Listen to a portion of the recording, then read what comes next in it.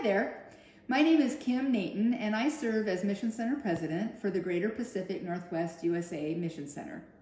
Many of you may have visited Samish Island Campground or have heard of its beauty. Samish Island is located about an hour south of the U.S.-Canadian border in Washington State. I'm fortunate to have practically grown up on these grounds, having attended camps and reunions there since my early childhood. I was even married there. I call Samish Island my spiritual home, and each time I pull into the driveway onto the grounds, I am filled with a sense of peace and a sense of coming home.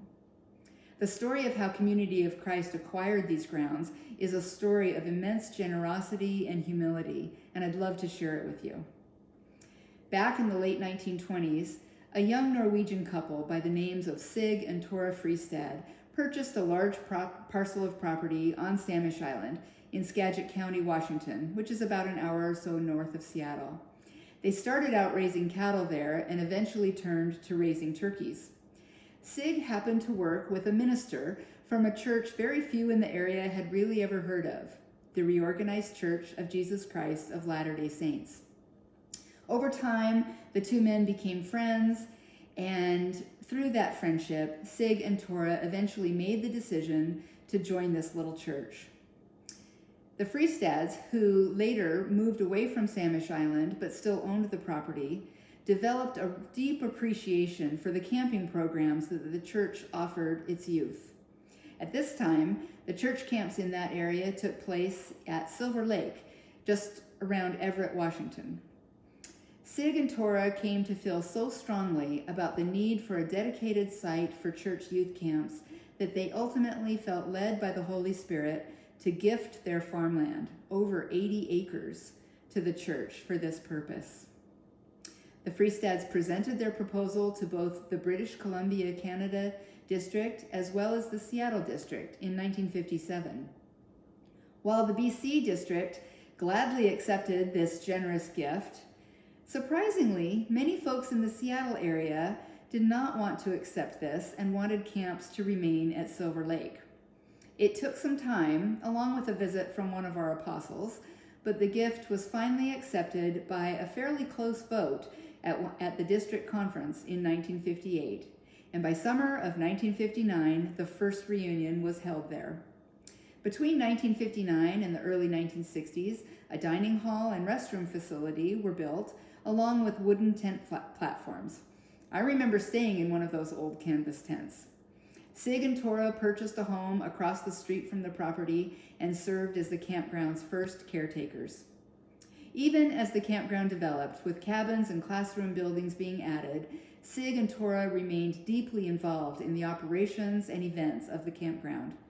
Anyone in my age bracket who spent time at Samish as a child will remember Sig's patience and understanding on the dish line, teaching us how to operate the commercial dishwasher, even himself doing the lion's share of the work during our camps and reunions.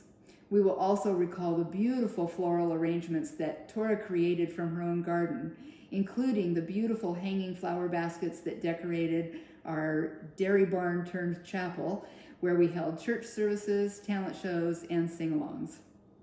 In the early 1970s, a man-made saltwater lake was dug out near the bay so that campers would have a safer and warmer place to swim, canoe, and play. That lake was named Fristad Lake, and while I'm sure they felt honored, I also recall that Sig and Tora were somewhat uncomfortable with the attention that it brought them. The Fristads were humble, generous saints who responded to what they understood as the urging of the Holy Spirit to provide a place for youth and families to gather together in fellowship and community. Samish Island Campground and Retreat Center has become a home to a wide variety of user groups, from Zen Buddhists to artists to recovery groups. Even the Samish Nation, the descendants of the original inhabitants of the island, have reconnected with this land and are participating in the continued development and care of their native grounds. Many generations of people from around the Pacific Northwest and well beyond have come to love Samish Island as a sanctuary of peace, a gathering place where hearts and spirits are filled and all are welcome. I think Sig and Tora would be amazed and proud of how their generous gift to the church has continued to touch and change lives far beyond their original vision. They're our heroes, models of grace and generosity, two humble and faithful servants who sacrificed a great deal so that others could experience the blessings of community and God's sacred creation in this little corner of the world.